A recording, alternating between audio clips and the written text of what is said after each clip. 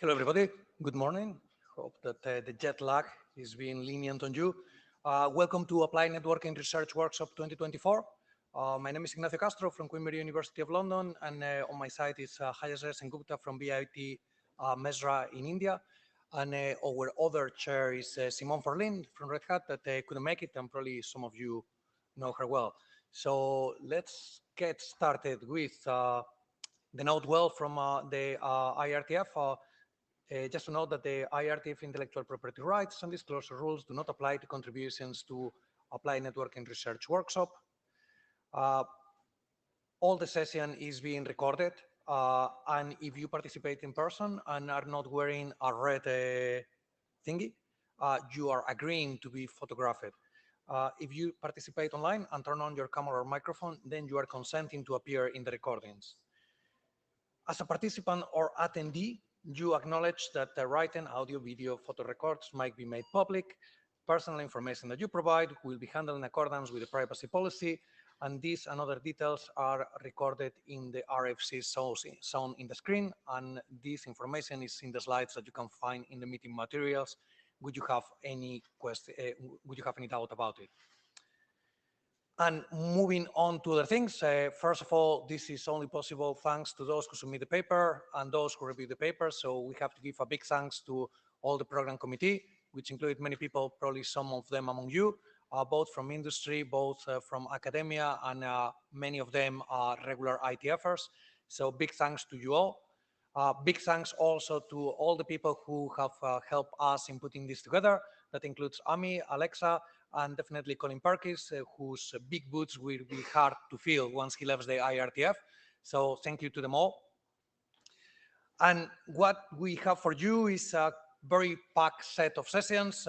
We will start with the welcome that we are finishing, and now we will follow up with the keynote from Sharat Agarwal from Microsoft with lessons he learned in leveraging AI ML for 5G and 6G systems. Then we will have a measurement session with two papers, and then the break. After the break, we will have the second session about routing and congestion, which will be chaired by Matthias Wallisch from TU Dresden. After the lunch, after that break, we will have session number 3 on security and energy, which will be chaired from Juan Camilo Cardona from NTT. And finally, we will have the last session with the lightning papers, which will be chaired by Thomas Smith from HAW Hamburg. In terms of logistics, you can find the program and the paper PDFs in the Applied Networking Research Workshop 24 website. If you want to ask a question, please join the queue on Miteco. Doesn't matter whether you are remote or in person, please do join Miteco. You also have the meeting links and the slides in the session in the agenda, and you should be able to access all the relevant material. And that's all from our side. Thank you very much. So if Sharat can come to the front, I will stop sharing my slides.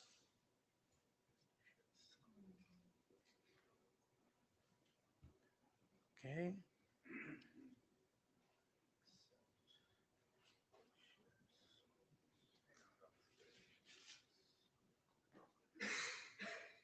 Okay, yes. So thank you very much to Sharat Agarwal for being our keynote. Sharat is a senior principal researcher at Microsoft. He works on wide area networking and distributed systems, and his research has been deployed to Windows 10, Windows Phone 8, Azure networking, and Azure for operators. He's also an ACM distinguished engineer, and with that, I pass on the microphone to him. Thank you very much. Thank you, PC chairs, for inviting me, and thank you all for being here. I hope you've had your coffee. This is going to be pretty fast-paced. So my goal is going to be to try and make this educational for you. I want to tell you about a growing area of networking research that maybe a large chunk of this audience is perhaps not working on, and give you some observations I've had from building multiple network systems for this space that involve learning algorithms. Okay, so in a nutshell, these are the three main lessons that I am going to try and convey to you in the context of systems that I've built. As applied networking researchers, you will invariably encounter the limitations of deployed protocols, and building improvements to those or designing new ones is certainly a worthwhile academic endeavor. But it takes a really long time to deploy those, and in the meantime, your customers suffer. What I've found is that in many cases, not all, but in many cases, you can leverage cloud scale to overcome the limitations of deployed network protocols. And then to manage that massive scale, you can use learning algorithms. But in the process of using those learning algorithms, what I have done is I have invariably ended up designing custom learning algorithms because I think I'm smart and I can do something that's more efficient. And really, what I've found is that that's the wrong way to go about it. As often as you can, you want to use off-the-shelf, well-known learning algorithms because that reduces the barrier to deployment. And then finally, you are probably going to be thinking about using generative AI or large language models in your research. And you've heard about the risk of hallucinations. And I will tell you that, yes, it's a real concern, but there are ways in which you can mitigate those concerns. And I will then talk about, ooh, the slides went away. Should I reshare?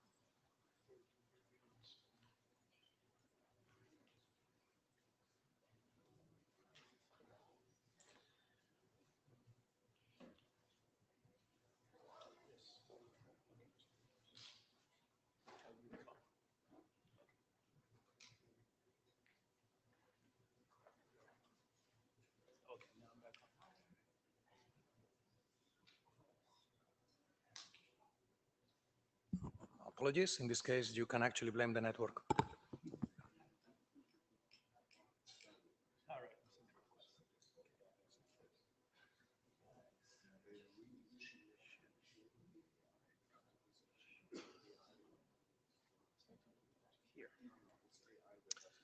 Okay, so quite appropriately, yes, the network did crap out on us. So now, before I get to telling you about those lessons in the context of systems that I've built, I need to give you a little bit of context. So you may have heard about the cloudification of telecom infrastructure. It's important for us to understand why it's happening and what is actually happening. And I will highlight some of the interesting research challenges in this space. I will then focus on three of the hardest challenges that I see. One is improving high throughput of these new radios that I'll tell you about. The other is supporting low latency end-to-end. And then finally, improving the reliability of network functions that are used in cloudified telecom infrastructure. Okay, now this being a short keynote, I will not go into a lot of detail about each of these systems, but hopefully enough for you to appreciate some of the learnings that I've had. Okay, so I will start by telling you what I see is happening in the telecom infrastructure industry. From my point of view, I just want to point out that these are just my opinions, not necessarily reflective of my company or the business that I work in. Okay, so this part you guys know very well, right? The traffic per user and in aggregate has been going up for quite a long time. Average revenue per user has been sort of either dwindling or largely flat. And market growth is primarily coming from new humans being born. And there's a significant lack of differentiation between operators, so that allows users to move from operator to operator. None of this is news to you. But two things have changed now that make this a very exciting area for us to work on. Okay, the first is the latest cellular specification is delivering wildly radically new capabilities than previous generations of cellular. For example, new radios, they support 10 to 20 gigabit per second throughput per device. Okay, that's pretty significant. And also roughly 1 millisecond over the air latency, as well as new capabilities to deploy private cellular networks for mission critical applications, such as robotic automation in factories and other types of enterprises. And now we all know the telecom industry moves very slowly, and there are reasons for that. Everything has to get standardized, new frequencies have to open up, new radios have to be designed, new equipment from equipment vendors has to be made available. But all of that moving train has now finally arrived. You can look at the recency of these articles. The one on the right is from November 2023. The one on the left is from this year. And so, these technologies and capabilities are now finally arriving. I said there are two things that have changed. The other thing that has changed is there's now the ability to significantly decrease cost through a reduction in infrastructure spend. Traditionally, if you run a telecom network, you buy these boxes. These are opaque boxes of monolithic software on proprietary hardware. You don't really know exactly what's going on, and you have to deploy these boxes to scale to the peak of your network. And over the past decade, what has happened is that there's been this push to virtualize as much of this as possible. And now we're finally at this point on the right-hand side where each of these network functions in almost all cases is a piece of software. It's containerized. You can pack multiple containers onto virtualized commodity hardware, just like we do in the cloud. Okay. Again, this industry moves slowly, and it has taken a decade from this being written in a standards body for this technology to be made available now, but now it is available. So to summarize what's happening in the wireless operator industry, there's been a combination of new frequencies and new radio technologies that are now coming to market, and it's allowing for performance that is wildly different than previous generations, along with capabilities to do private network deployments for mission critical applications. And then at the same time, there are these technological headwinds that we've enjoyed in other industries for quite a long time that are now coming here, which includes software-defined networking, cloud-native functions, and service-based architectures. So what does this mean for us networking people? Let's talk specifically about what a deployment like this looks like. On the left, you've got an operator network. On the right, you've got a hyperscaler network. Obviously, you're going to have a bunch of cell towers and radios on the left. And then you've got places where compute runs. For example, you may have applications on your device, or if in the case of a factory, for example, you may have on-prem servers that are running applications. And then you've got the virtualized radio access network that is running on what we call the far edge, the 5G user plane on what may be called the near edge. You've got carrier fiber that is connecting all of this together. And then you have peering into the hyperscaler network. And in the hyperscaler network, you will have other parts of the 5G core running. You will have voice applications, end user applications, a bunch of things. Now, this is just one example of a deployment. In other examples, more of the boxes on the right may be on the left, or in other examples, more of the boxes on the left may be on the right. But you are now starting to see real evidence of this actually happening. For example, you will see articles from Microsoft of AT&T running its mobility network on our cloud stack, as well as you'll see it from the operators' websites as well. And you will even see YouTube videos, for example, this one from Nokia on how to run Nokia's core on AWS data centers. So that picture that I showed you is pretty complicated. For us, we can abstract it to this simple picture, which is you've got users, you've got cell towers, you've got far edges where typically the virtualized radio access network runs, near edges, and then peering into the hyperscaler network where you've got massive amounts of compute in the data centers. So what are the interesting research challenges in this space? These are the three that I worry the most about, what I've heard the most from CTOs of large telecom operators when they talk to me. One is bandwidth. Like I said, these new radios allow a massive amount of bandwidth, and if that 10 to 20 gigabit per second per user is hitting the cloud. What does that mean for us networking people? How do we maintain such high performance? Same with latency. If you've got order 1 millisecond over the air, what's the point of that if the rest of your wired backbone is going to have so much inefficiency that it's going to eat it all up? And then reliability. Typically for enterprise applications, 2.5 nines reliability is sufficient, but for many telecom deployments, you need to get to 5 nines availability, sometimes due to regulation. How do we achieve that? So I'm going to now talk about these three problems in the context of systems that I've built, but hopefully try and impart upon you, some of the lessons that I've learned, and hopefully get you excited about this new area of research. So first, I will talk about a network system we built called TIPSY, which is to help support massive amounts of throughput coming from end users into the cloud. Many details are in our SIGCOMM 22 paper, but what the paper doesn't go into is the customer impact examples and my lessons from using learning algorithms here. So I will focus on those now. Okay, so as I've described before, we are now in an era where end users have significantly higher bandwidth, either from fiber to the home or in many cases, 10 to 20 gigabits per second new radios. So this causes interesting problems. Imagine the simple topology over here on the bottom right. You've got a cloud service, the red dot at the bottom, that wants to be reachable to all users. Let's say they're cellular users, the red dot at the top. What this cloud service is going to do is it's going to advertise reachability to the prefix that covers its IP addresses on all the peering links because it wants to be reachable from everywhere. Then what happens? We don't know. Routers far into our network are making decisions about what to do with all these routes that have been heard, and we don't know exactly how users are going to reach us. Then those users start sending traffic, and at some point in time, maybe one of those peering links now suddenly gets overloaded. What do we do now?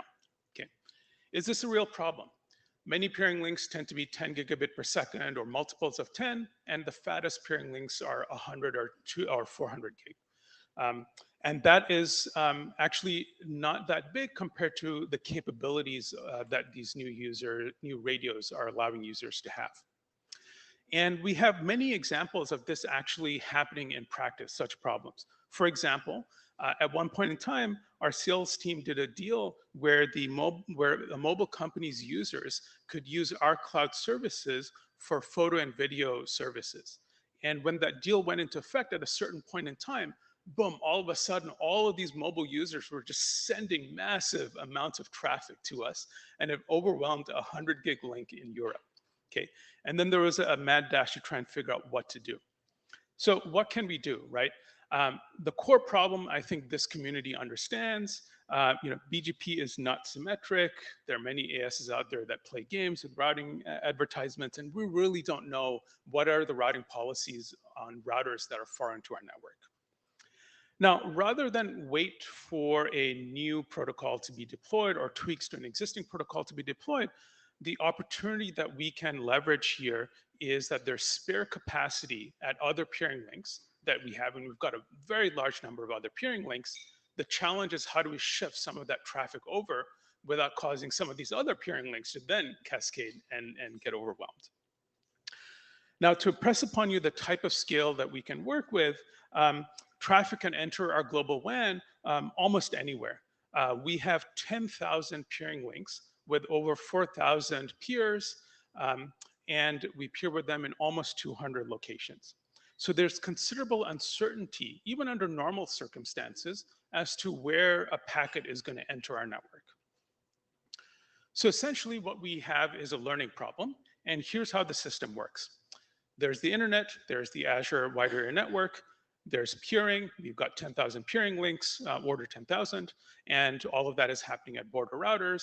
We have flow information that is going into a distributed database. What we do is we do a whole bunch of big data processing, and then we do some machine learning in Databricks. And then that is the TIPSY prediction system.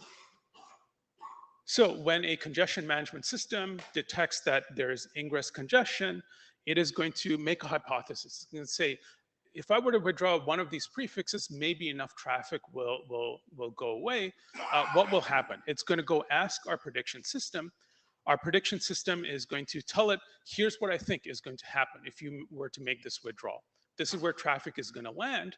And then we can make a decision as to whether that is a safe operation to make. Do those other links where traffic is going to arrive have enough headroom to swallow the amount of flows that are going to be shifted over? And if it's safe, then it's going to go ahead and issue the withdrawal. If it's not safe, it's going to pick a different prefix or multiple withdrawals to make at the same time. That was grossly simplified, but at the core of the system is learning. And the learning problem is straightforward. Given order 10,000 peering links, and then given a traffic flow, where is it going to arrive? Either under normal circumstances or when a peering link is down or when you've made a withdrawal. And to train that, we rely on flow data. Now, so this is like one of the lessons that we learned, which is that we can actually do this. We can actually leverage this massive scale that we have of massive number of peering links to try and shift traffic away from an overloaded peering link. But in order to do that, it's really hard to write a deterministic algorithm that is going to do that over such a massive peering surface area. And we actually can use learning to manage this scale. Now, to do that, what we did was we built multiple learning models and we constructed them into an ensemble. And we have at the heart of it 2 different models with different feature sets that are then combined. Now, what we did in this particular case, so what made this problem hard was the size of this problem. The cardinality of one of our features is 10 million, and the size of data that we're learning over is about a petabyte. And so when we designed this, we over-indexed for efficiency. We designed the system to train on one pass of data, to work across clusters of CPUs instead of GPUs, and scale easily. In retrospect, that was actually not the right thing for us to do. Today, there are GPU clusters that are far more readily available, far more capable, and I would actually use an off-the-shelf algorithm, even if it's less efficient and maybe even less accurate, because what I've done is I've traded off against explainability, deployability, implementation complexity, and maintainability. And those actually ended up being the harder barriers to cross in getting this to production. So in summary, we can actually learn our way out of bandwidth bottlenecks. The business of operating wide area network backbones has survived because of statistical multiplexing. You run fat pipes in the middle of the network that are 1,000 times fatter than where the end users are, but now that's no longer the case, and that's rapidly changing. Now you can have a small number of users randomly or not randomly synchronized in time and pummel a core link. Okay. So we built a learning system. The accuracy is actually more than what we need. It's more than sufficient. The details are in our paper. But really, we had a couple of takeaways that are important. One is that, yes, you can actually leverage cloud scale in situations like this and solve the problem. You can use learning, but really, try and avoid the mistake that I did, which was trying to be too smart. Use an off-the-shelf algorithm, maybe a library such as PyTorch, because that is going to significantly ease an engineering burden of deploying this and maintaining this in production. In the end, we spend $250,000 in compute on this, and that was really not even a barrier. So if we had spent even more on GPU clusters, it wouldn't have been a problem. So now, let me tell you about another network system we built called Painter. And what this system does is it tackles the problem of latency end-to-end, particularly when you've got these new radios with 1 millisecond over the air. Again, the technical details are in our SICOM 23 paper, but I'll focus a little bit more on the customer scenario and my learnings from this.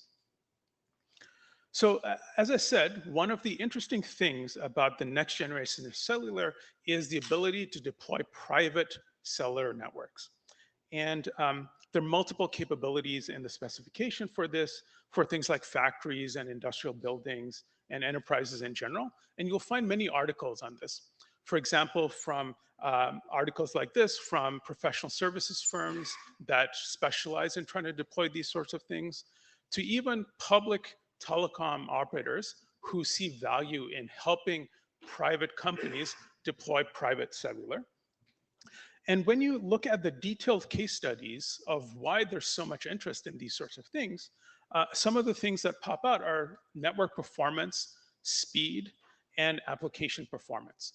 Typically, what we hear is that you've got a factory with robots that are automated, and laying Ethernet everywhere is simply too expensive and cumbersome, and Wi-Fi doesn't give you the guarantee of performance and congestion avoidance that you really need that the latest generation of cellular gives you.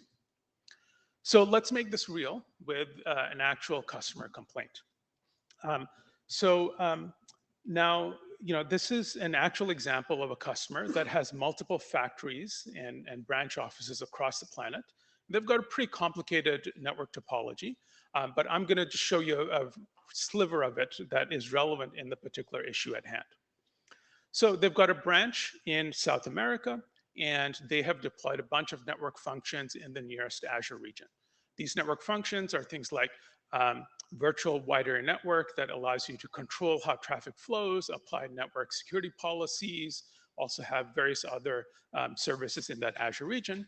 And then you've got another branch in Europe, and again, you've got another Azure region next to it where you've deployed other network functions. And what you expect as a customer is that when you send traffic from branch 1 to branch 2, it's going to go from branch 1 to the nearest Azure region, and from there it's going to go over our backbone over to the other Azure region and then on to branch 2. But the customer complained that their performance sucked. What was going on? After a bunch of debugging, we found that the customer and us shared an ISP. That ISP, we peered with them in many locations. The customer had direct connectivity with that ISP in both of these locations. But for some reason, the ISP in the middle was sending traffic from branch 1 to our cloud all the way over their backbone into North America and then handing it over to us in North America. And then what our backbone will, of course, do is send it over to the Azure region where those network functions are hosted. And then it's got to go over to Europe. So it's going to go back up to the US to go over our transatlantic links over to Europe. Okay. So this took a long time to debug because there are 3 parties involved, and you got to do this over emails and phone calls and whatnot. But for those of you who work on wide area network routing, you know what the problem is. Okay. Like in this picture, we don't really know what's happening in the middle of the network when we announce availability of our prefixes on all of our peering connections. So what we did is that we built a system called Painter, and again, it leverages learning. Here, again, we leverage the fact that we've got large numbers of peering connections, and there's many alternative paths that we can potentially expose to a customer. The challenge is, how do we do that? So we continue to use Anycast like we do for all of our traffic today.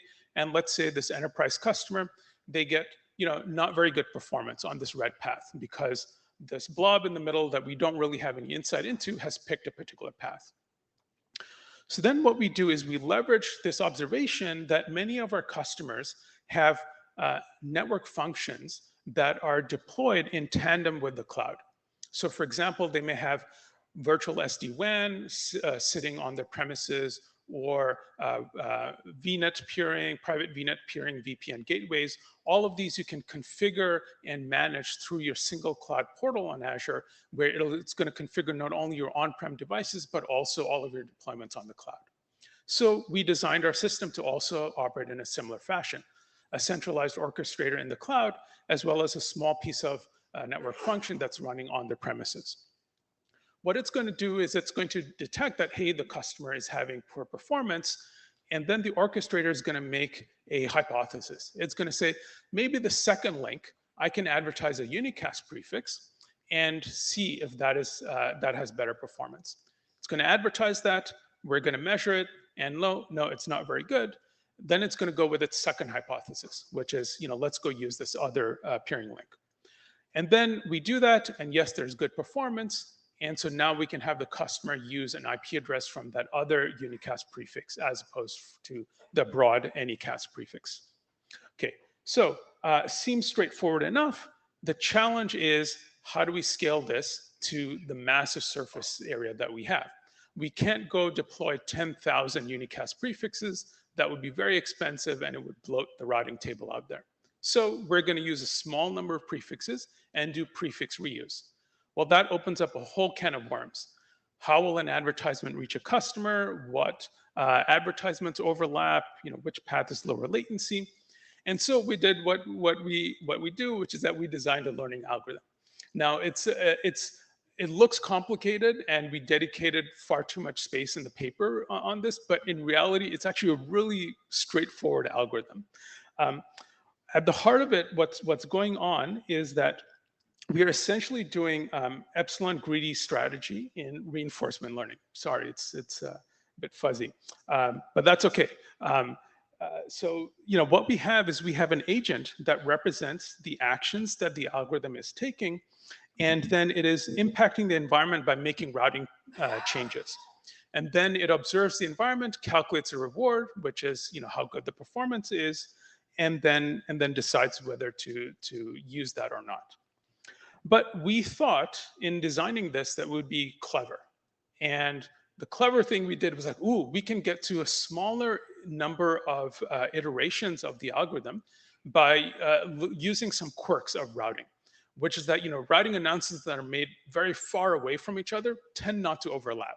So we'll assume that, and we'll use a large enough distance between them, and that way we'll significantly reduce the number of learning iterations. Okay, so in the end, yes, this ended up being far more efficient than epsilon greedy reinforcement learning because of that, but it also ended up being far more complicated to explain and to write an implementation for. And so this again, exemplifies both of the learnings that I've had, which is that you can leverage cloud scale to overcome, in many situations, the limitations of deployed network protocols. But then, when you end up using learning algorithms, avoid what I try to do, which is try to be too smart. Use an off-the-shelf learning algorithm as often as you can. So in summary, WAN latencies are now becoming a problem because of the new capabilities that end users have, and our protocols have not evolved. At least for now, we can work around them. You will end up having to use learning algorithms. You can look for this graph in our paper that we were so proud of. Oh, look, only 4 iterations to get almost to optimal. But in reality, yeah, that's not so great. We added complexity for efficiency, and would have been far simpler to just have more learning iterations and still get a large number of latency savings across many customers.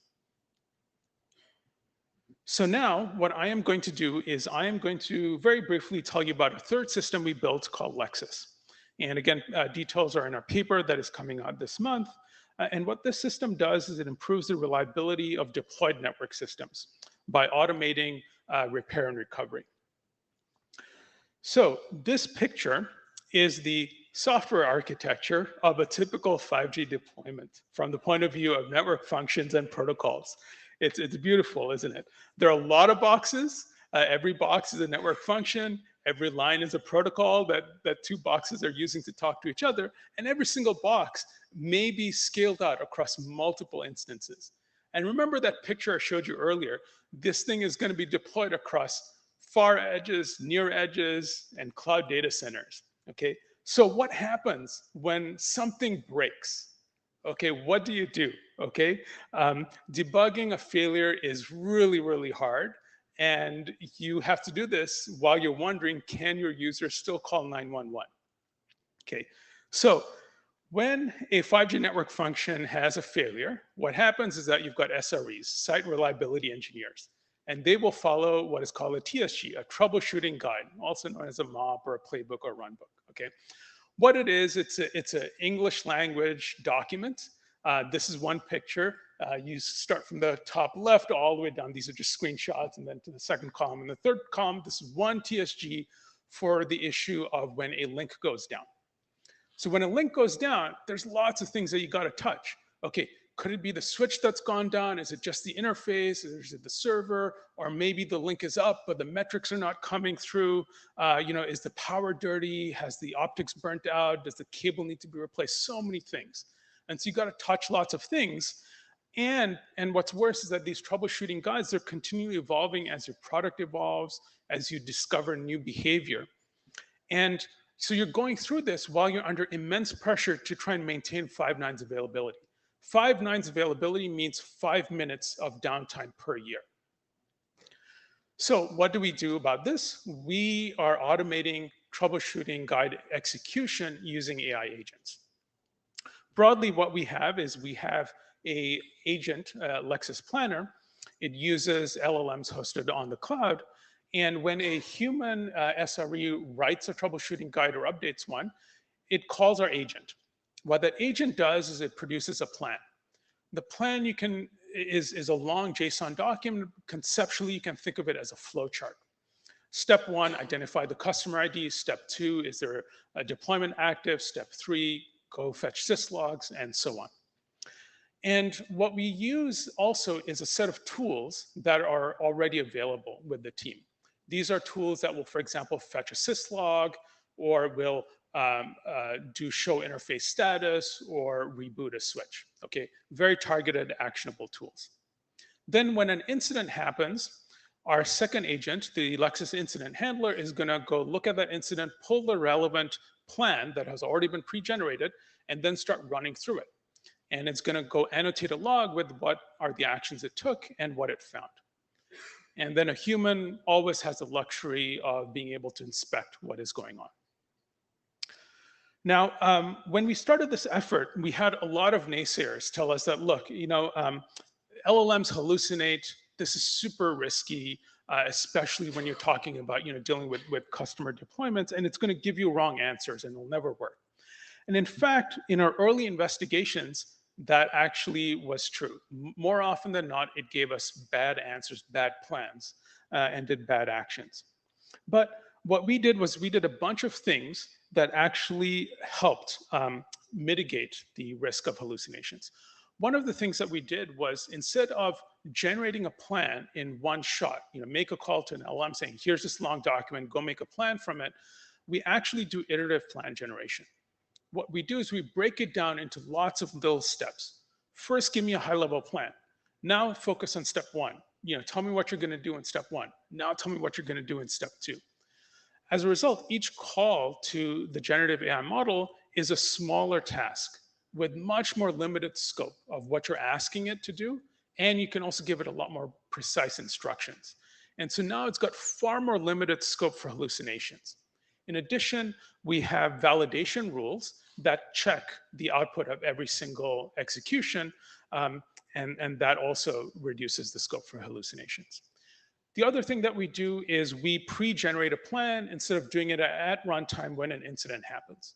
Because when we pre-generate it, we're generating it when a human has written a troubleshooting guide. So they also, at that point, have the luxury of being able to inspect that plan and say, hey, is this the right plan, or did the LLM hallucinate? In fact, we're now at the point where more often than not, it is catching problems with the troubleshooting guide itself, where the human said something ambiguous or wrote something that is actually incorrect, and it's helping them improve the troubleshooting guide rather than actually catching hallucinations. And we also use existing tools. Rather than give an AI unfettered access to the entire deployment, say, here's SSH, go to town, super risky, we are actually using these pre-existing tools that help engineers speed up their own tasks, and that significantly reduces what can be done. And there's many more, and I'm happy to talk in more detail about this. So basically, in summary, what we do is we are targeting automatic mitigation of life-side incidents. Surprising to us, it can actually make sense of long, often poorly written technical documents and create methodical plans. And there's a bunch of careful systems design that I think many of us can think about using to mitigate the risk of hallucinations. So I'll now wrap up my talk. So in conclusion, there are many avenues for impactful research in this open new space. Carrier grade reliability is a big challenge. It's a hard challenge because now you've got many brand new written software network functions that are being run from multiple different vendors. actually running that across a variety of infrastructure, across near edges, far edges, and the cloud is an interesting challenge. And you've got end-to-end quality of service. Of course, security and privacy is a big challenge, as well as cost. The interesting thing here is that you've got the stack that manages all of this hardware and virtualized software. It's all coming from one place. It's all cloud stack that's being deployed. So you've got a single stack conceptually that's running across all of these locations. And so you've got hope that you can actually make a significant impact without an oversized effort. So thank you very much for listening to me for so long. I hope this was useful to you. I'm going to be around all day, so happy to talk more. Thank you very much.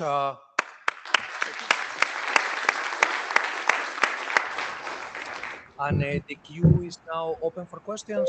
Hesham is the first one in the queue, so please go ahead. Yeah, a very good presentation. Thank you very much.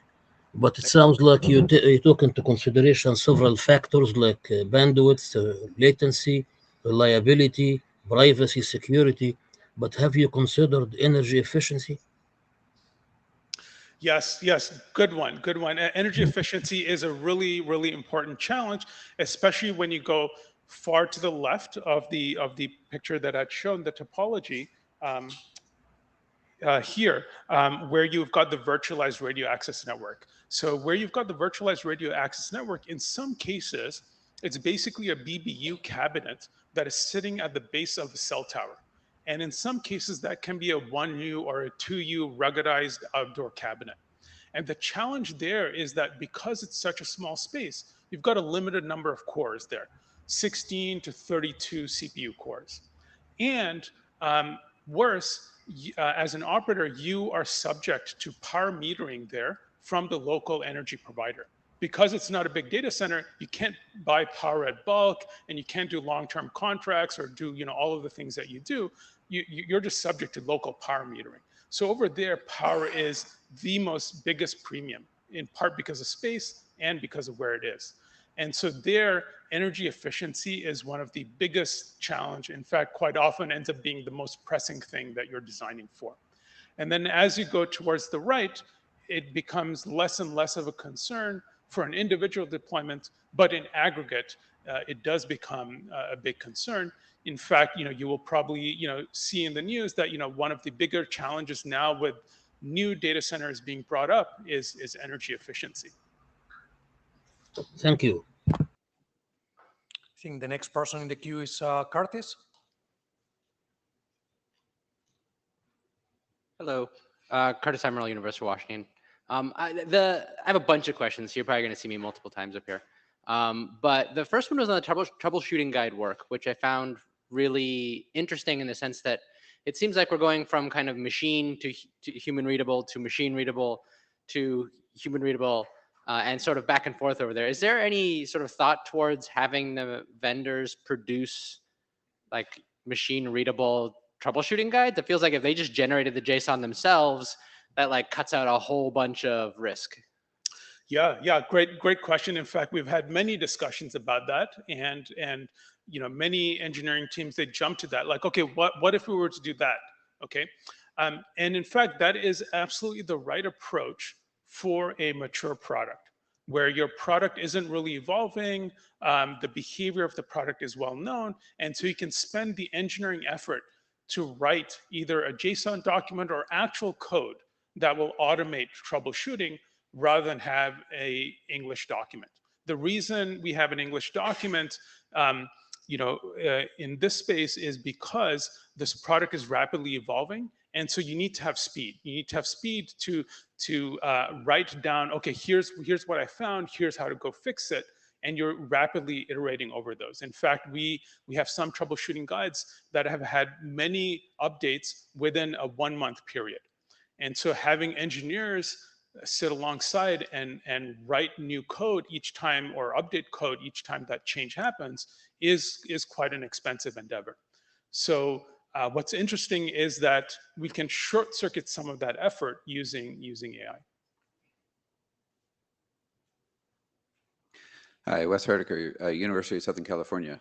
Thanks for the presentation. I loved watching you solve three different things to combat the larger problem of your network's performance. I think that was a great triple combination.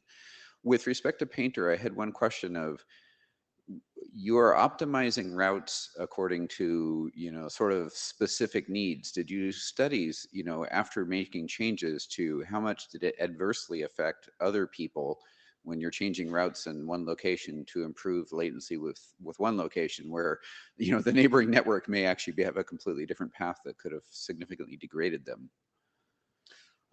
Yeah, great question. So, a couple of ways to think about it. One is that we don't make changes to our Anycast announcements. So the vast majority of end users still continue to use those Anycast announcements and, quote unquote default routing to reach us, right? And so we use this in a targeted way to go after specific customers who have very poor performance. And so only traffic that that is super latency sensitive, that needs that better path, is being changed. So, in the majority of cases, we expect this to impact small numbers of users rather than the vast majority of users. I wouldn't recommend this as a solution to serve all internet users. That would be not a great idea, and probably, we're better off, deploying a new protocol. Do you have to use regional DNS to get them to shift to a unicast address? Great. So, couple of points there. One is that when you use regional DNS to make these sorts of changes, the challenge that we find is that it takes a long time for those updates to propagate and stale records to actually not be used. Turns out stale records are still used for a very long amount of time. So in our deployments, we are talking about enterprise customers, which are almost always using either SD-WAN appliances or VPN gateways into the cloud, and are doing, essentially private VNet peering on top of those VPN gateways.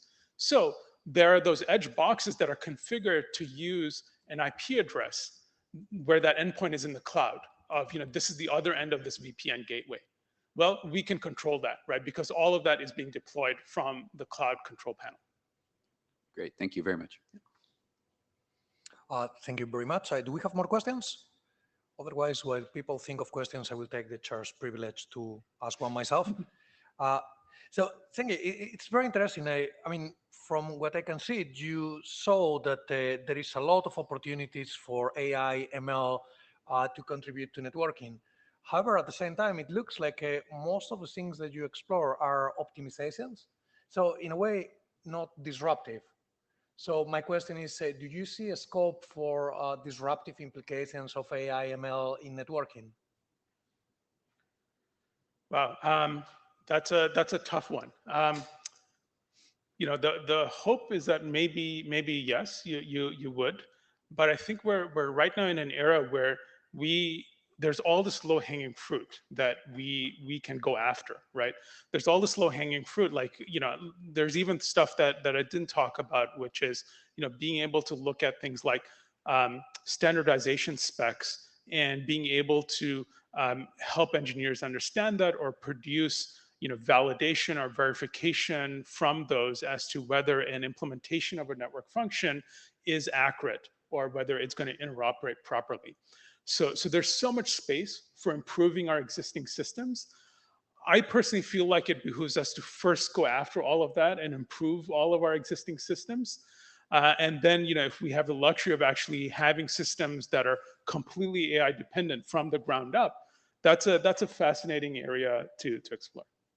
Thank you. Well, I really hope you were not saying that you were going for the low-hanging fruits. No, I mean, it's important for us, for the community, to also go after the low-hanging fruit. Yeah. It's very important, and actually, it's not straightforward to go after that. It is low-hanging, but it does require a fair bit of thought and design to go after it.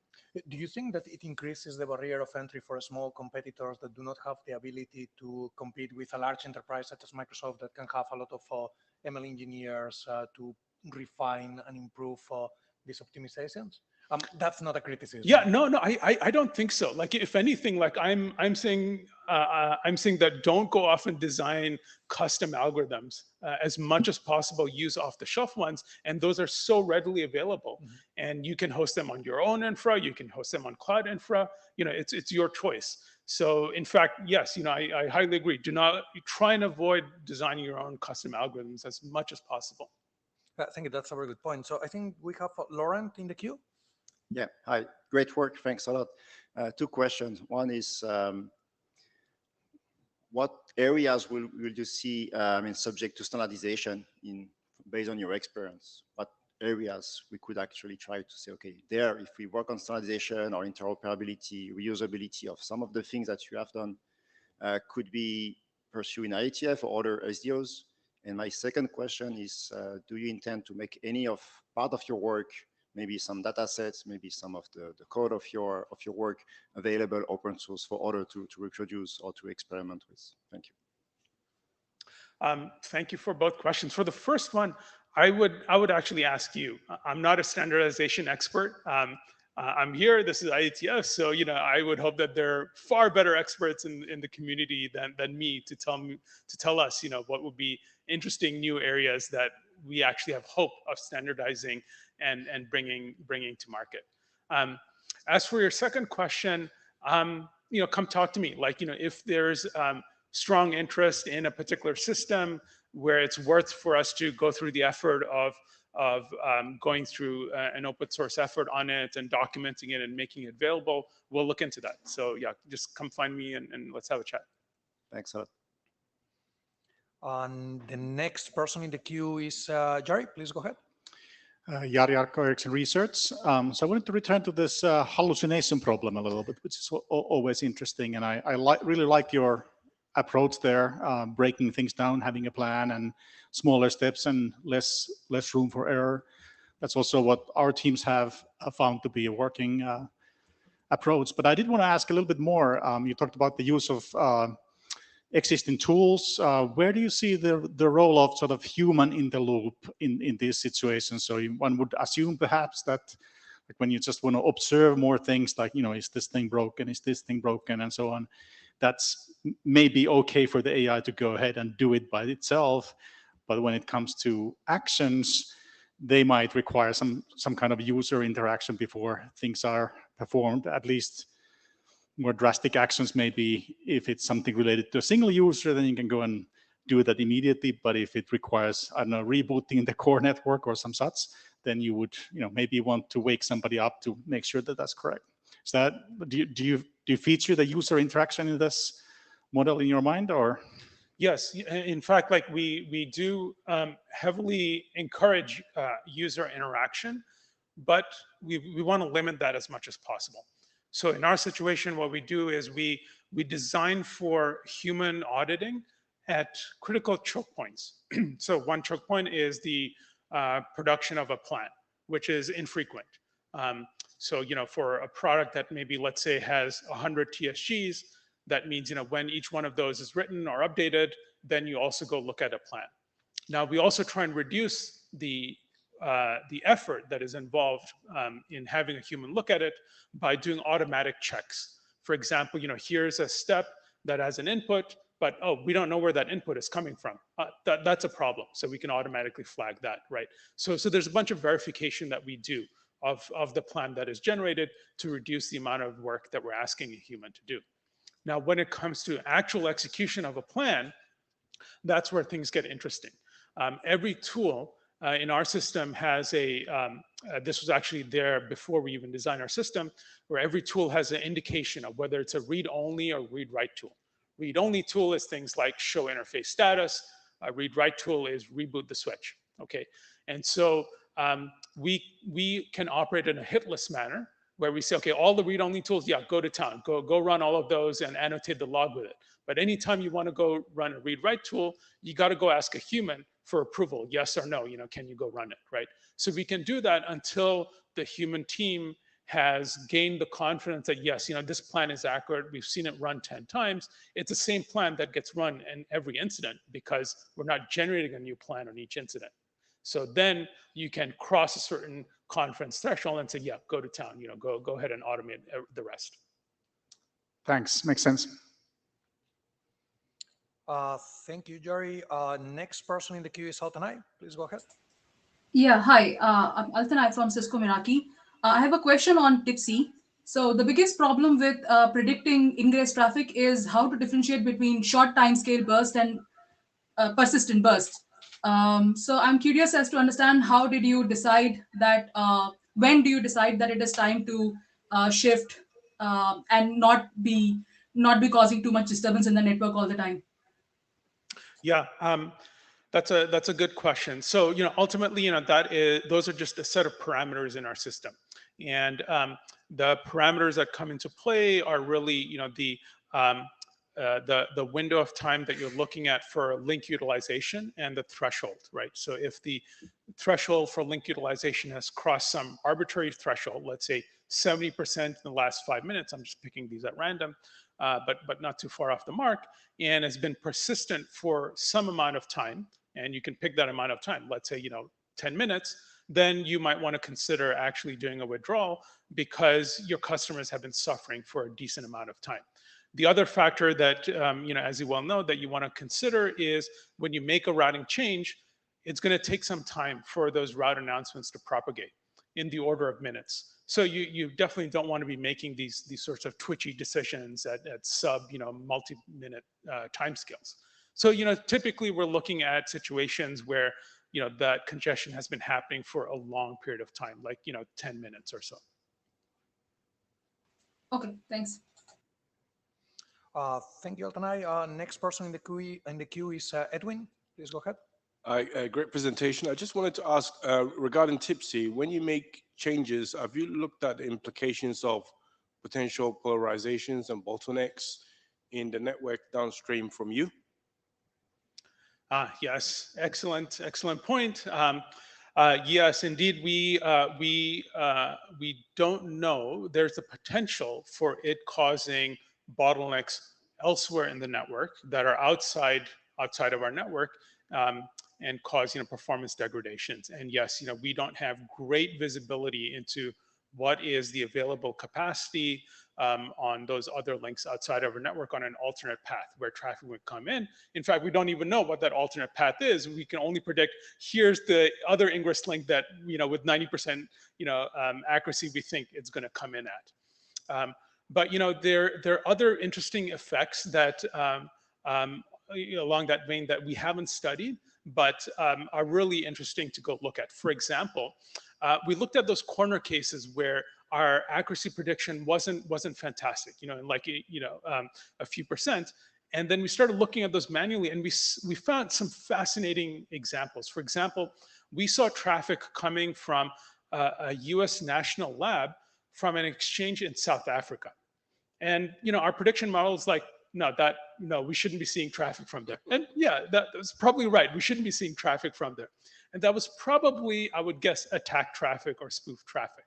So, something like this could be used to detect, very unusual behavior and try and go after that.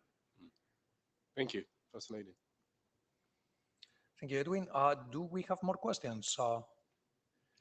Maybe another question from my side. So this is quite interesting. I mean, you saw that with pretty much off-the-shelf ML AI tools, you can do quite a lot. So what I'm wondering is, well, this is the state-of-the-art AI ML tools, but it looks like we still have quite a bit of opportunity for pretty large improvements in all these tools. Do you think that I don't know, like 5 years down the line, AI is not just an amazing black box, but a super amazing black box? Same with ML.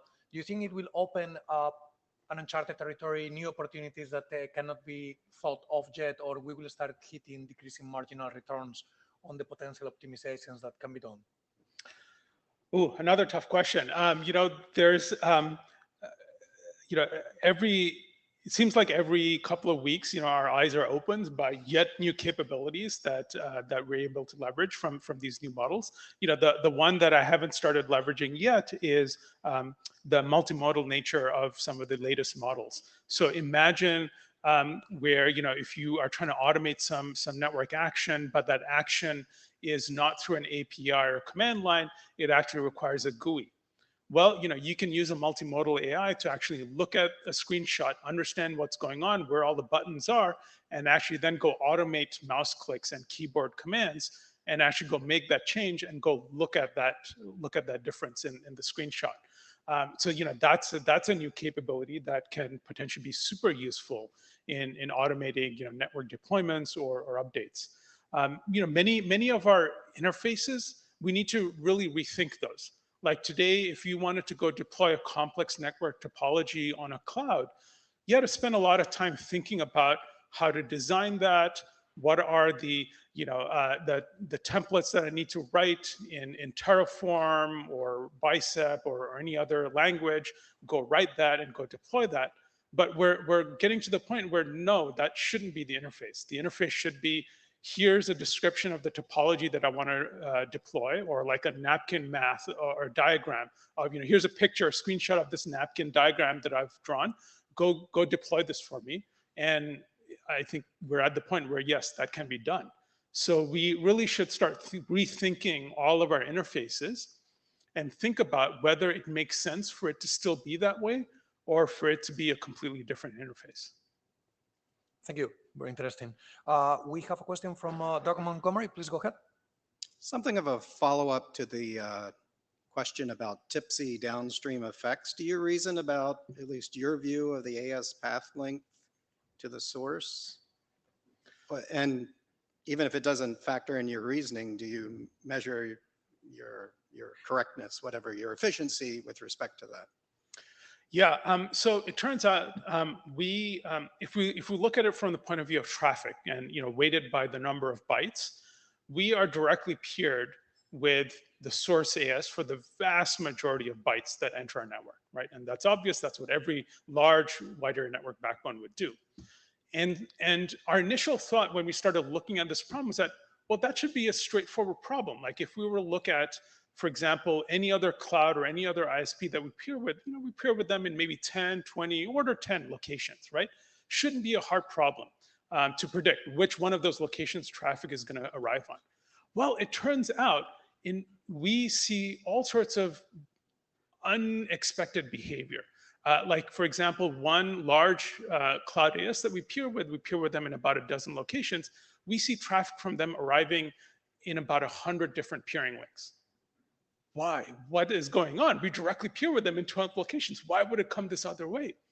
And so we've got hypotheses. Like one hypothesis is that maybe this other cloud doesn't have a continuous wide area network backbone. Or maybe they've got islands, or maybe at various times their network gets segregated because of a cut. We don't know. So there's really interesting, unusual effects that we see out there that we would otherwise think that direct peering would remove the need for.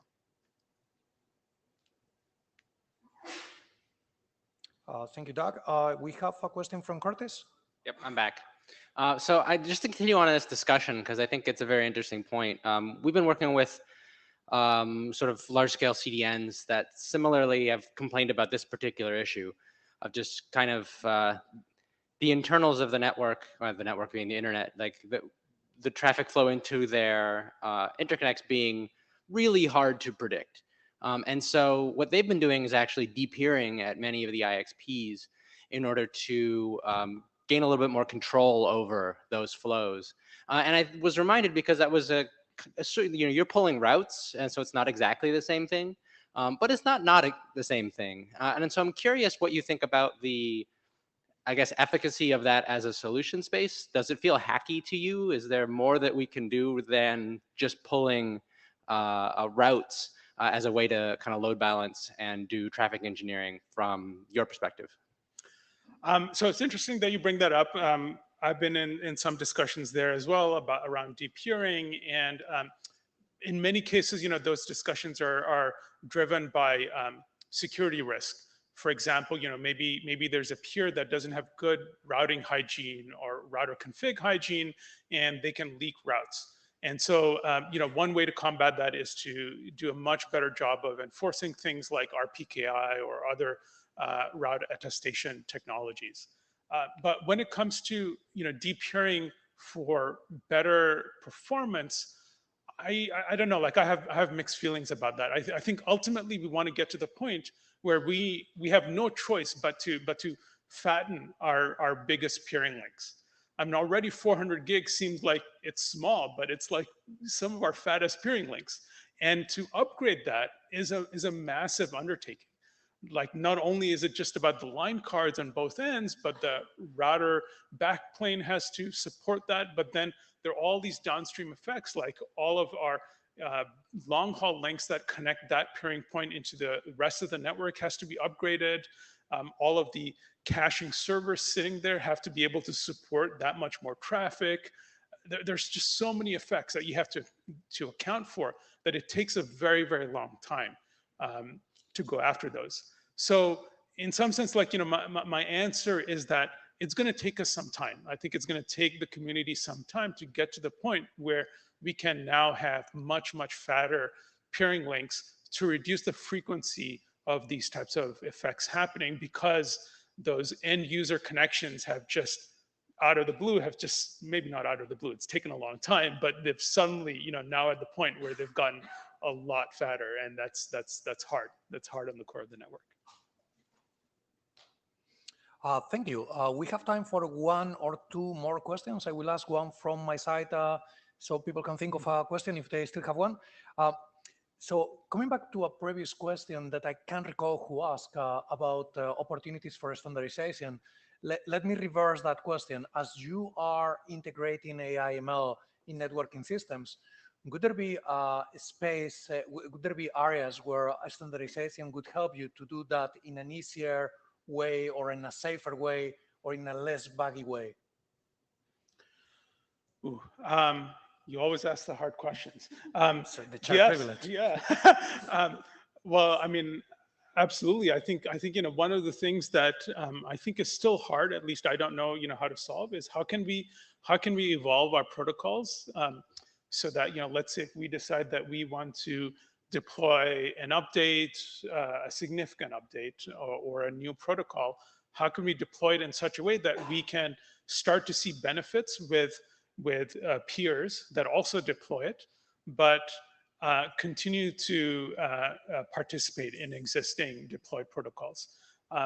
It's a very, very hard pill to swallow to say that, oh, we're not going to get benefit until we cross 50% participation or some large threshold, because it's hard to convince a deployment team that they should spend the time, effort, and money to go deploy something new that's unproven. And so, we need to think about that and think about better ways for being able to do this in a space like network routing, where in most cases you see benefit when you've got a large deployment of the protocol.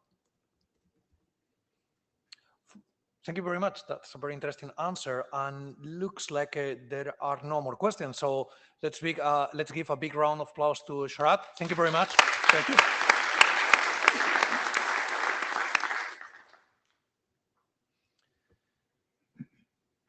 So thank you very much. And after this very interesting presentation about leveraging AI and machine learning for 5G/6G systems, we are going to move to our first session of the morning on measurement. So if Horace, you can come to the stage, let's get you set up.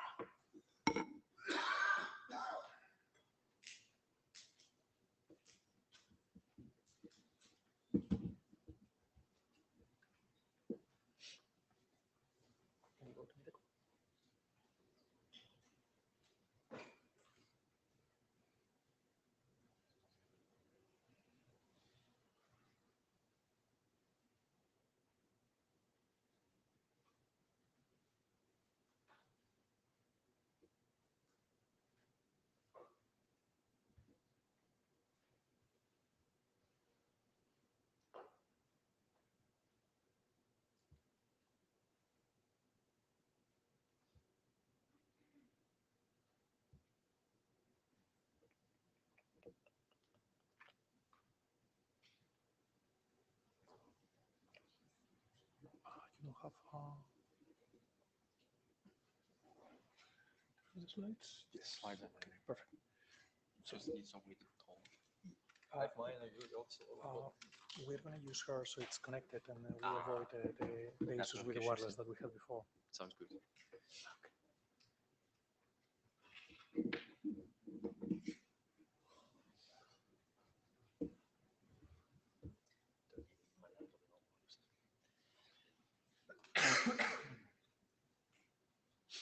Now it's working. Well, so we have our first paper of the morning, HTTP3's extensible prioritization scheme on the wild by Joris Herbert. I will apologize in advance for any name butchering that I do, but it's due to my accent, not to your writing. Thank you very much, and the room is yours. That's fine. Thank you. So good morning, everybody. My name is Joris Herbots. I'm a PhD student over at Hasselt University in Belgium. And well, obviously, I'm here to present something. And this is the results on HTTP3's extensible prioritization scheme in the wild. Maybe let's first start with HTTP. Right now, we have 3 versions of HTTP deployed in the wild, going from HTTP 1 to 3, with the main difference being the way that resources are scheduled. Like HTTP 1 was a simpler, came from a simple time, the web was simple, we had not a lot of resources that need to be scheduled, so the protocol only did 1 resource per connection. And as the web's needs evolved, so did the protocol, and with HTTP 2 and also 3, we have a way to schedule multiple resources per connection. Now, if we're talking about scheduling multiple resources, we are talking about multiplexing. And if we talk about multiplexing, we should also be talking about the relationships these resources have to each other. How can we indicate this? And the way we do this with HTTP is by using HTTP priorities. And I'm showing here an example of HTTP2 priorities from a blog from Cloudflare, where you can see HTTP2 in action. And why am I showing this? Well, it's clear that if you use HTTP priorities in the right way, you can actually have web pages that load way faster, and you can have way more interactivity at a sooner time, in a sooner way. As you can see, for example, here, Edge, Safari are not loading or not showing anything, and Firefox and Chrome are already showing something. So this underlines the fact that priorities are rather important to web performance.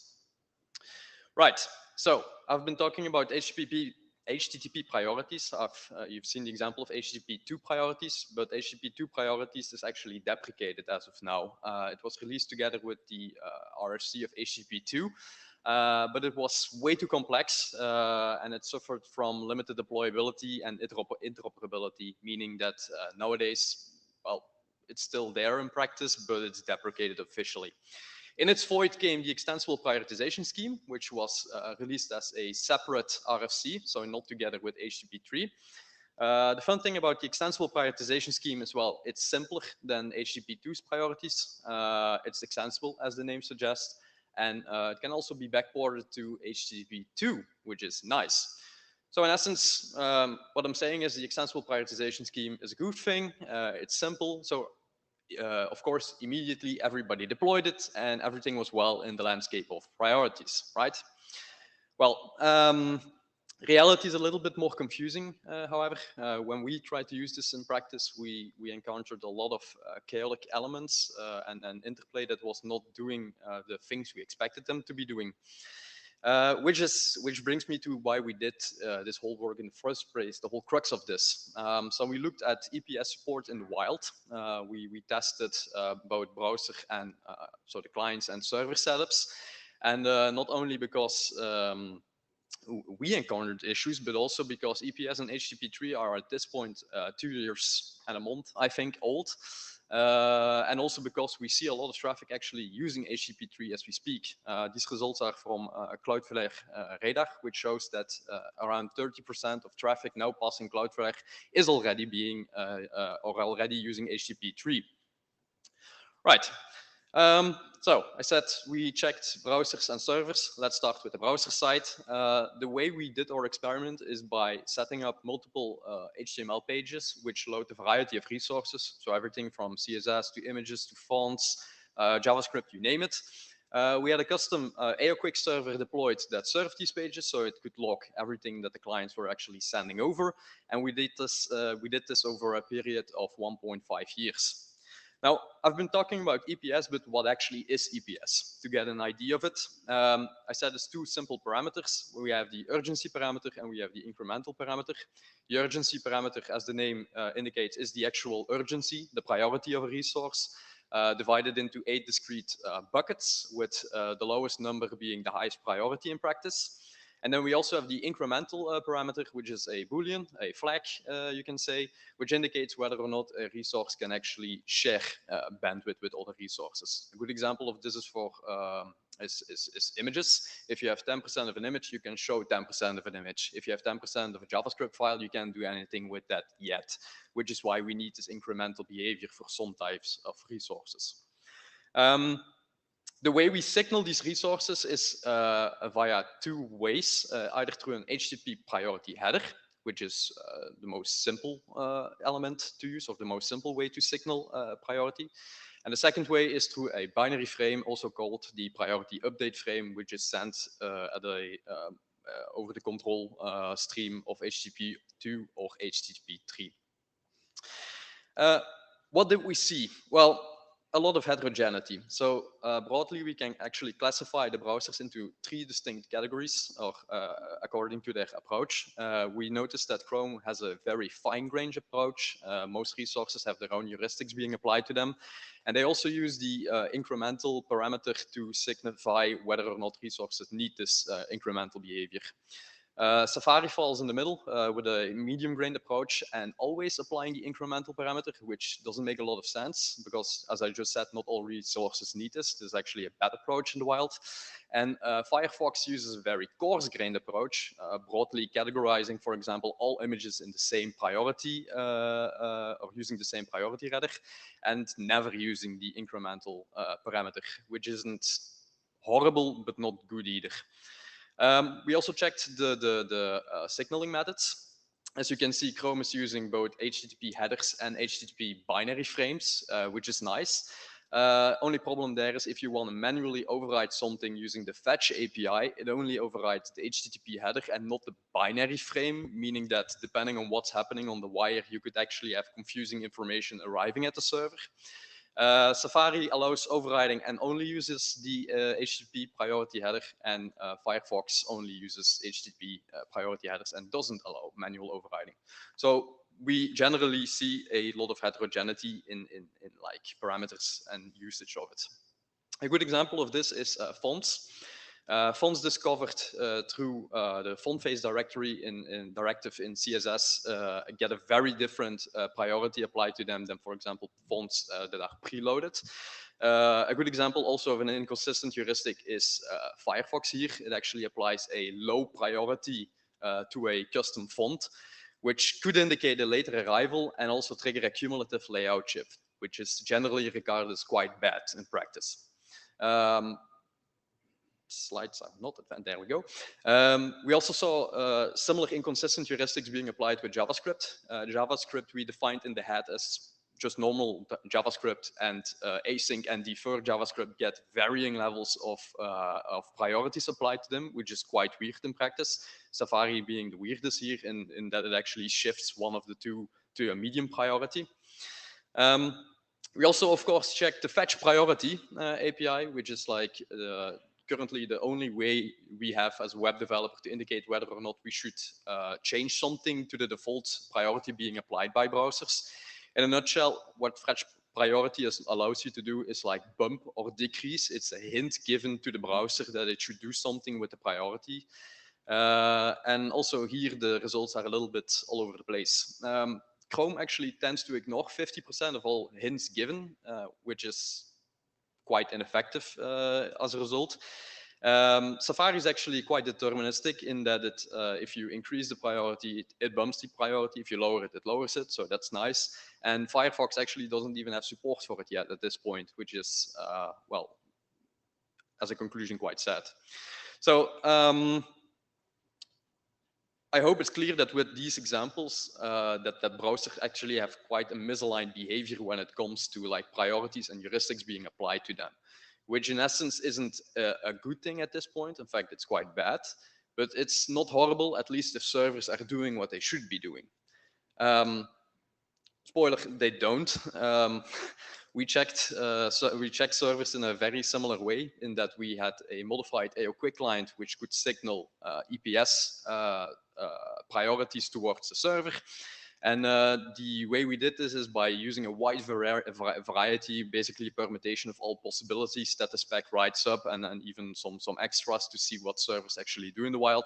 And we did this on 12 server stacks we manually picked based on popularity, going from popular deployments such as CDNs like Akamai, Fastly, Cloudflare, but also off-the-shelf software such as Caddy and Nginx. Same here, we did a lot of repetitions over a couple of weeks, which produced around 27 gigabytes of logs, which we all manually analyzed with the QVIS tool suite, excuse me, as the logs were actually Q logs. And we summarized all those findings in this table that you can also find back in the paper. What we basically checked is the following behaviors, like default scheduling. What is the default scheduling that a server applies, which is very important because if incremental support is there or not, it might mean that you're stuck with something good or bad. We also checked the ways that servers accept these signaling, similar as browsers sending them out. We checked whether or not priority headers are supported and the update frames are supported. We also checked a feature of the specification called reprioritization, which is basically, as the name suggests, a way to reprioritize a resource that you already requested mid-flight. Whether or not the urgency and incremental parameter are supported, and also the basic incremental chunk sizing behavior of these servers. Same with browsers. Servers can be categorized into 4 distinct categories. Let's start with one side of the spectrum, being the no support side, which speaks for itself. Amazon CloudFront, Nginx, Caddy did not show any support for EPS, which isn't necessarily bad, as we spoke to Nginx and Caddy developers, and they gave us an indication that it's definitely on the roadmap, which is good. On the other side, we have the full support category, in which we find Fastly and Quick Cloud, which is also awesome. Basically, they responded in a good way to everything we sent. They responded in according to what the specification says, which is great, but only a minor difference in like the incremental chunk sizing. We noticed that Fastly round robins every packet on every stream, and Quick Cloud basically chunks a couple of packets going from 1 to 90 is what we saw in practice, and then switches streams to do its incremental behavior. More interestingly is the partial support category, where we find varying levels of support. Akamai, Cloudflare, and most of Google services fall under this. A good indication or a good example here is the priority request header field being ignored by both Akamai and Google services, which is quite bad in practice. Because if you remember from the first slides with browsers, Firefox and Safari only use this header, meaning that you have pretty much browser supporting priority. You have the servers partially supporting priorities, and the communication is pretty much lost in the wild as the priority request header field is basically ignored by these services. Another good example of something going bad is the incremental parameter not being supported. So we have these 2 basic parameters, and one is basically ignored, which isn't necessarily bad in Akamai's case because it has a default scheduling behavior that is sequential. So pretty much we cannot have any incremental behavior, which isn't the worst. Worst behavior is seen at the Google side, where we have default scheduling behavior that is actually incremental, and we cannot swap this out for sequential behavior because the parameter is not supported. And this is really interesting or funny even, because Chrome actively requests sequential loads, but it's the Google servers themselves actually always reply incrementally. So we have an obvious indication that we had 2 teams developing Chrome and like the Google services that have diametrically opposed approaches when it comes to like web performance optimization, which is quite interesting. And then finally, we also have the indirect support category. We check J's, Deliver, and Shopify here, which are basically hosted on top of Cloudflare and Fastly. And what we noticed is that services hosted on Fastly actually adopt the parent's behavior. So everything EPS related is also seen in like stuff hosted on top of Fastly. But when it comes to Cloudflare, we actually do not see any support for EPS at all anymore, meaning that Cloudflare is probably, and I hope there's some Cloudflare engineer in the room that can maybe give an indication of what's happening here. But to us, it's an indication that Cloudflare is actually running multiple stacks or making different choices in them stacks, having configuration disabled or something like that. Also, interestingly, in JS Delivers case, which uses Cloudflare and Fastly, you have some very inconsistent behavior. The whole goal of JS Deliver is to have optimized delivery of JavaScript files. And depending on what kind of backend you hit or even if you hit them both, you have basically very misaligned behavior once again, which basically undermines the whole goal at that point. Right, so same with servers, considerable heterogeneity. We have chaotic behavior at the client side, we have chaotic behavior at the server side, combine them and the picture doesn't get that much better. It gets even worse when we look at stuff like fetch priority, because if we even want to override this behavior or do some, basically override the behavior, it's not possible because fetch priority at this point is quite ineffective. Even worse, if we want to optimize with fetch priority, we could worsen the experience in other browsers, which is basically a worst case experience, throwing us back 20 years into the past where we had these like little images in the footers of our website saying this is optimized for Internet Explorer, let's say. I think we can all agree that we do not want to go back there. Once again, why is this important? Priorities impact web performance, and if there is one thing we care a lot about as web developers, website maintainers, webmasters, if you want to use the old school terms, is that, well, this is important, right? Which brings me to the recommendations that we bring forward, which are actually quite straightforward if you were listening to this talk. First of all, full support. We have a chicken and egg problem. We need full support for EPS by major deployments. If we do not even have support for the basic features, browsers will not be using them, and we are basically stuck in this vicious cycle. Behavior at this point is very inconsistent when it comes to like the basic parameters being supported. Not only that, but also the extensibility, which is in the title of EPS, is basically being thrown out of the window at this point. So the whole specification defines a space for future extensions. If we don't have these basic features yet, well, we can forget about extensibility. Then another recommendation is better manual control through developer APIs. Once again, we have a chicken and egg problem. Currently, we do not have a lot of manual control, and we need this if we want to have some workarounds for like the basic heuristics being applied at this point. A good example of this is allow us to change the incremental behavior. At this point, we can only hint for a priority increase or decrease, but we cannot change, for example, the incremental behavior being applied on resources. Not only that, but it would also enable more complex web applications, such as, for example, video streams, which might want to make use of priorities, especially, for example, in low latency live streaming scenarios.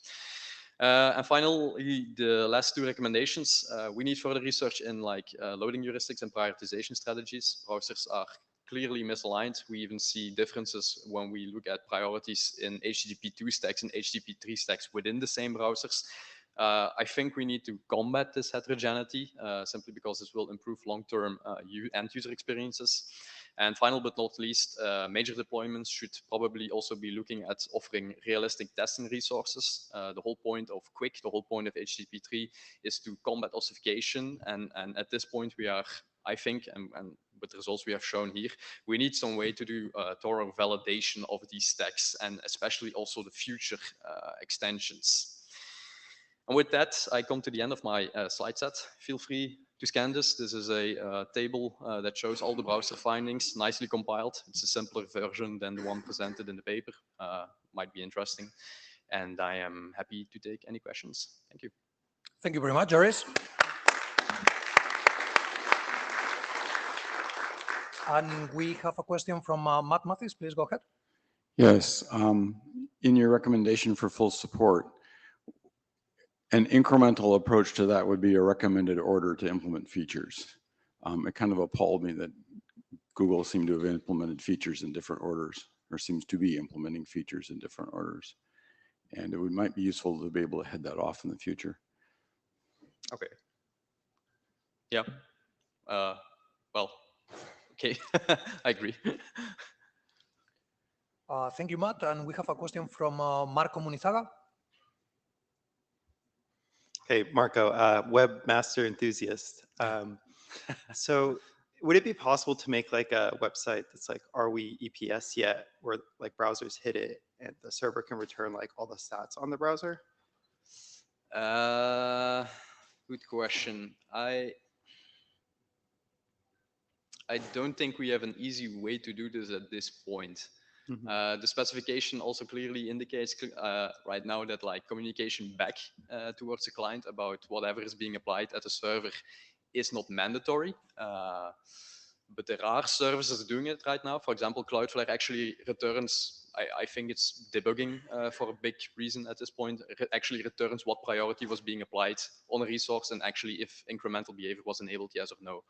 But there is no easy way to see what was actually happening. So I agree that it's fun if we could do that, but according to the specification, it's not possible right now, and we don't even see support for that in the wild. So yeah, thank you.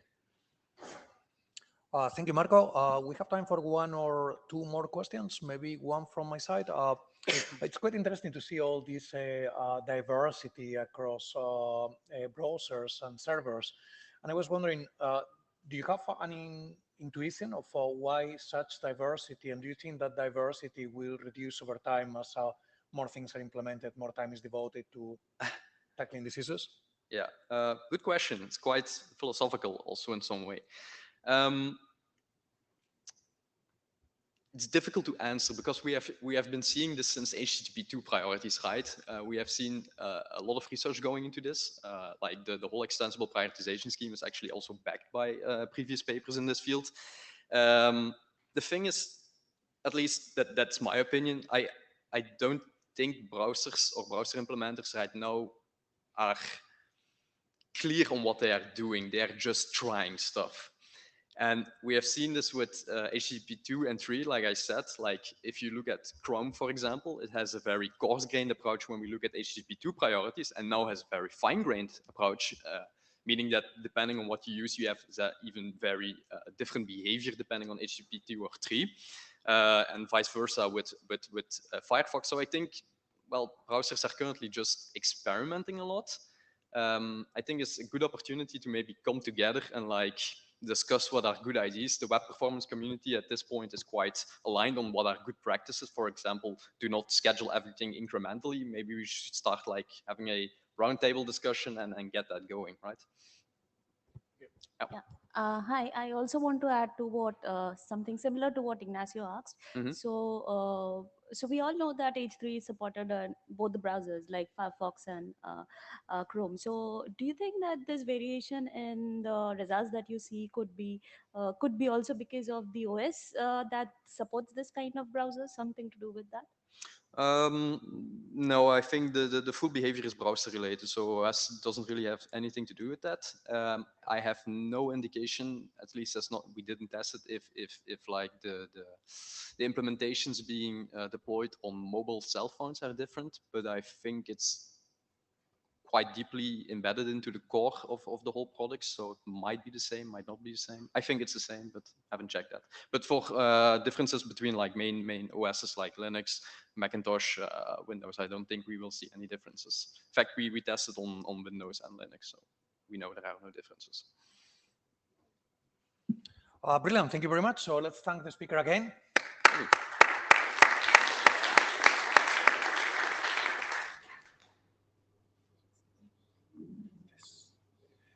And next, we have Tal Mizrahi, who is going to be presenting the observer effect in computer networks. And Tal, we can see you. Let me hand over the slides. Can you hear me?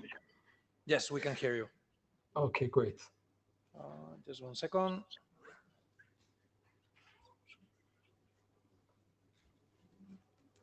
All right, and the slides are up, and you should be able to control them. So the floor is yours. Okay, thank you. So my name is Tal Mizrahi, and this paper is the observer effect in computer networks. It is joint work with Michael Shapira and Yoram Moses.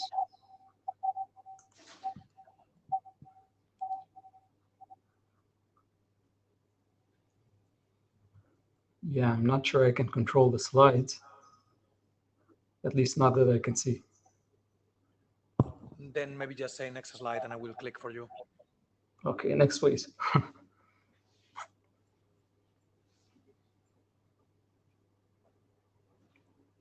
Okay, great.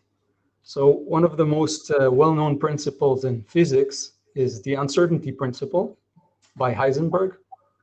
And basically it presents a trade-off between how accurately we know the position of a particle and how accurately we know its momentum or velocity.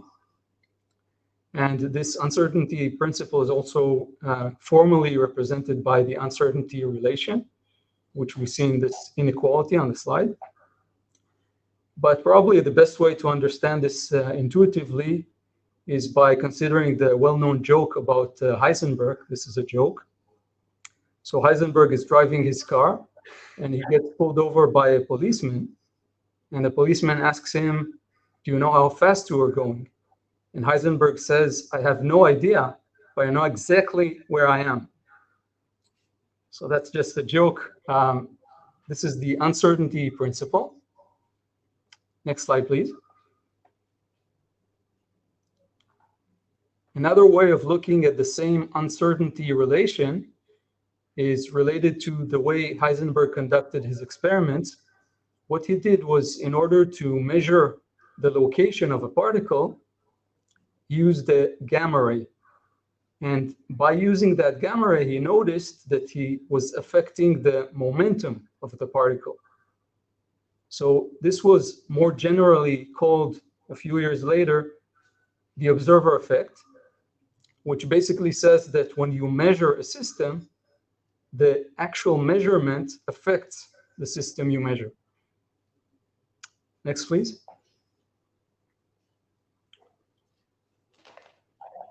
So in this paper, we're presenting the observer effect in networks. And the idea is very similar. The idea is that when you measure the performance of a network, the act of the measurement actually affects the performance of the same network.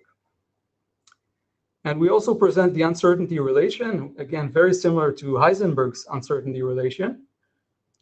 And the idea in this uncertainty relation is that when you measure a performance metric M, you actually affect a different performance metric P. So this kind of, again, presents a trade-off between how accurately you can measure M and what is the impact on the network, which is reflected in P. Next slide, please. So where's this coming from? Obviously, when we do a measurement on the network, it causes some overhead. And the overhead may have some impact on the performance of the network. Just a very simple example, let's say we have A and B, and we're doing an active measurement between A and B. That means we're sending control plane messages between A and B. So obviously that's some overhead. If we want the measurement to be more accurate, we want less uncertainty in the measurement. That means we're going to send more control plane messages between these two nodes. So we're going to have more overhead. Next, please.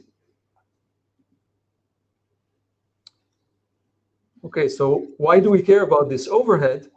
So if the network is already loaded with data plane traffic, and then we add some measurement overhead, obviously when we add that overhead, it can potentially cause some packet loss as a result of adding more load to the network.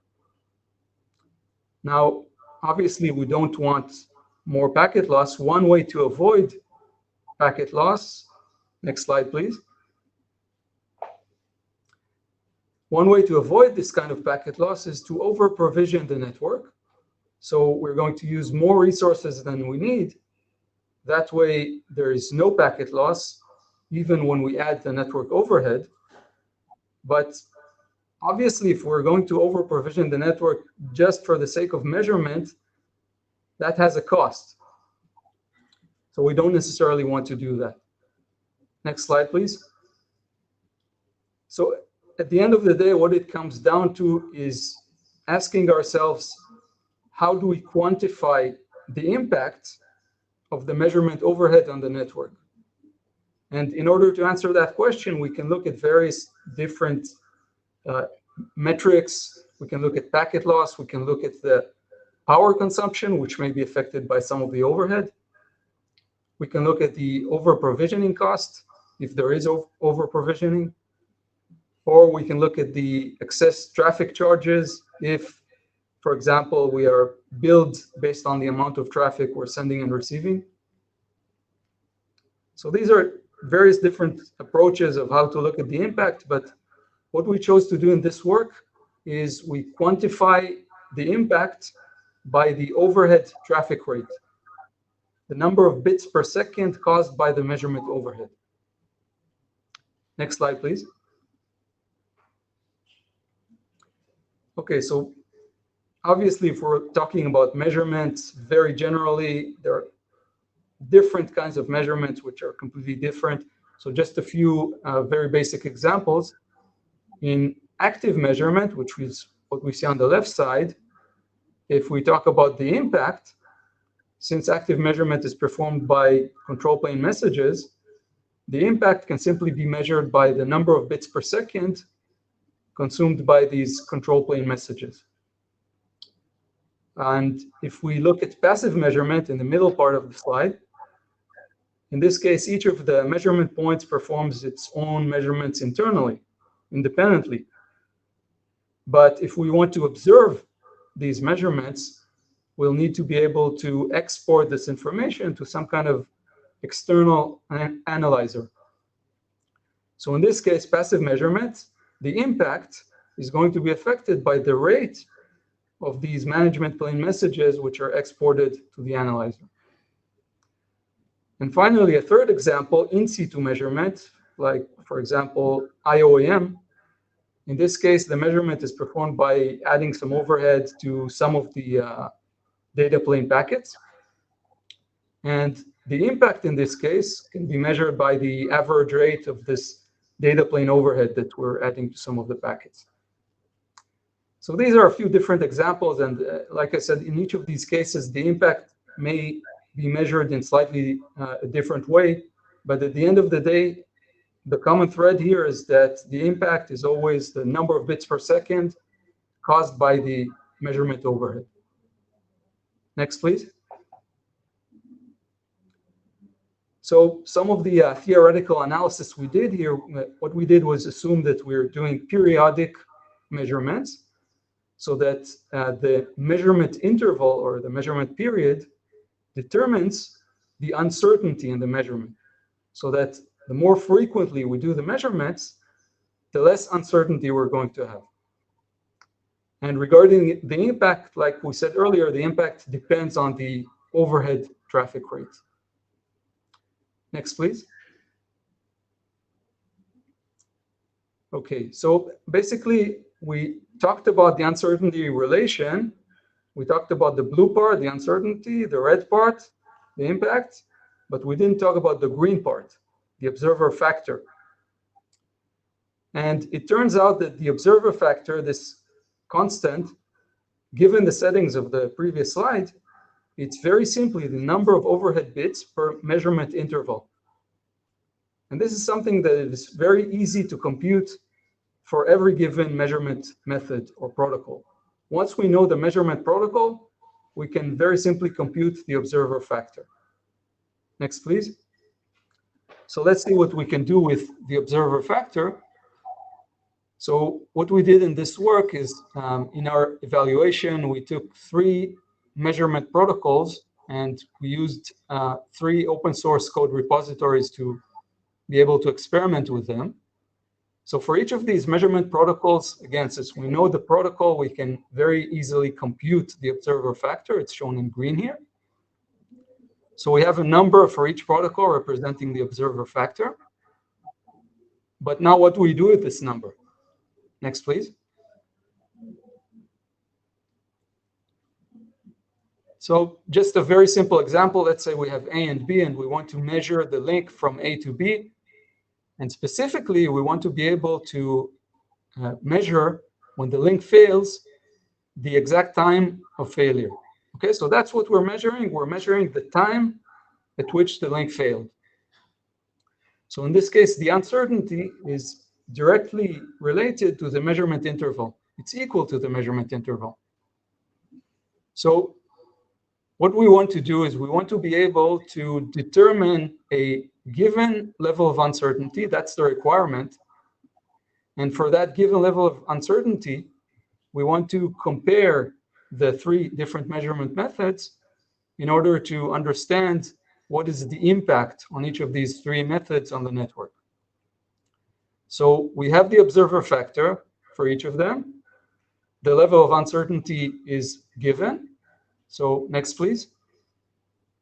So based on the observer factor and uncertainty, we can estimate the impact of these three methods. And actually, since the level of uncertainty is something that is required, it's the desired uncertainty, that means that the observer factor directly determines the impact. So in other words, when we look at the observer factors of each of these protocols, we already have a very clear picture of the impact on each of them on the network. Next, please. So what did we do here with the observer factor? Basically, one thing that is important to understand, it's very easy to compute, and it allows us to do an apples-to-apples comparison between different measurement methods and protocols. We take any measurement protocol, either an existing one or a future one, we compute the observer factor, and then this gives us a tool for comparing different measurement methods in terms of how they impact the network when the measurement is performed. Next, please. Just a few more words about the experimental evaluation. Like I said, we used three separate environments, three open source code repositories. And one of the things we did was we measured the impact of each measurement method, and we compared it to the theoretical curve. So the theoretical curve is determined by the uncertainty relation. And that way we could verify the uncertainty relation compared to the results we got in practice in the experimental evaluation. Next, please. So in conclusion, what did we do here? Basically, we presented the observer effect in networks, which means that the act of measuring the performance of a network actually affects the performance of the network. We also presented the uncertainty relation, this inequality, which presents formally or mathematically the trade-off between the uncertainty in the measurement and the impact on the network. And these two components are basically based on Heisenberg's analysis of the uncertainty principle and observer effect. So this is kind of the theoretical part of our work. The practical part is the observer factor, because this is something that can be very practically used. It's just a number that gives us a way of evaluating the amount of overhead consumed by a measurement protocol. So it's very easy to compute for every measurement protocol. And it can be, like I said, it can be computed for existing protocols, for existing methods, or for future ones, and gives us a way of comparing different measurement methods in terms of how they affect the network and the network's performance. Next. That's it. Thank you. Thank you very much, Tal. Do we have questions for the speaker? Maybe a question from my side on the meantime. So you made some theoretical evaluation. I was wondering how would you approach to calculate the observer effect on the wild? Have you thought about that? Yeah, well, again, the observer effect, when you look at the uncertainty relation, it has three components: the uncertainty, the impact, and the observer factor. And what we did basically in the lab can also be done in the wild. You know the observer factor because that's given by the protocol itself. And you can measure the impact. That's something that is measurable. So for a given level of uncertainty, which is basically based on how you design the system, you can measure the impact. Okay, so that you know what is the impact, and The impact theoretically is given by the uncertainty relation, but in practice it can be less or more, depending on how accurately our theoretical analysis was. Thank you. Yeah, that makes sense. I was wondering that to some extent, probably the fact that many networks drop ICMP packets or throttle them or any other thing is in a way a reflection of the costs that it implies to have measurements going through you, either in terms of overhead or in terms of revealing something that you don't want to. Do you think that you could use that, or that would be correlated with the effect that you are trying to measure, or too many other compounding factors? And I know that it's a little bit of a far-fetched question. Yeah, there are many components, like you said, since measurement has overhead, in many cases, ISPs, operators may throttle some of that traffic, may rate limit it, and we know that speed tests may have dedicated handling by specific ISPs so that we don't necessarily get the same measurement result that we would get for the normal traffic. So yes, in some cases, the way operators and ISPs treat measurement traffic may change the measurement result. But this is the way the system is designed. On the other hand, the observer factor or the observer effect is a principle that describes a case where you perform a measurement, it affects the network regardless of how the network is designed. It's not related to a specific behavior of what the ISP or operator has implemented. Thank you. And we have a question from Juan Camilo. Please go ahead. Yeah, hello. Thank you. Camilo from NTT. Thank you for your work. It relates a lot of monitoring protocols in an interesting way. I will ask you, so here we have many practical network operators doing monitoring. Do you have any, you can say no, but do you have any practical advice of how this could be used maybe in the future for designing networks, for, I mean, any practical day-to-day engineering? I think one of the things that we're trying to say here is that the observer factor is a very practical thing.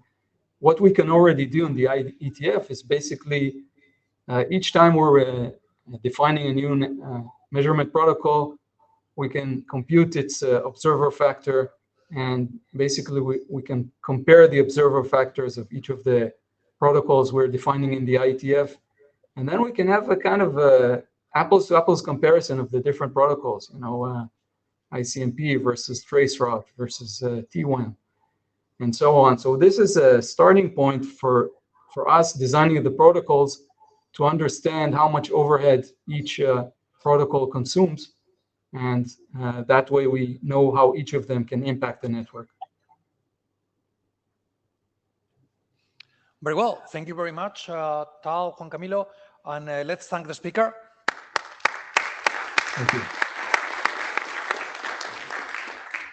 And this concludes the first session of the morning on network measurements. Hope everybody enjoyed. Hope everybody enjoys their lunch. And I hope to see you later for the second session on routing and congestion.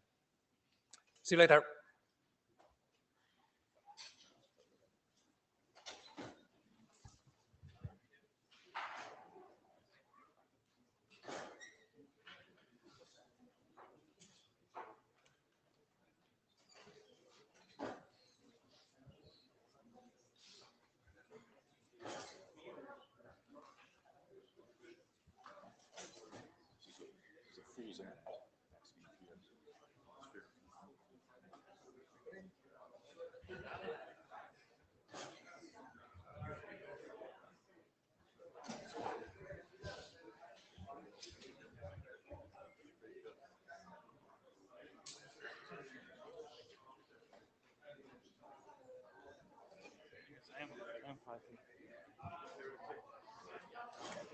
I'm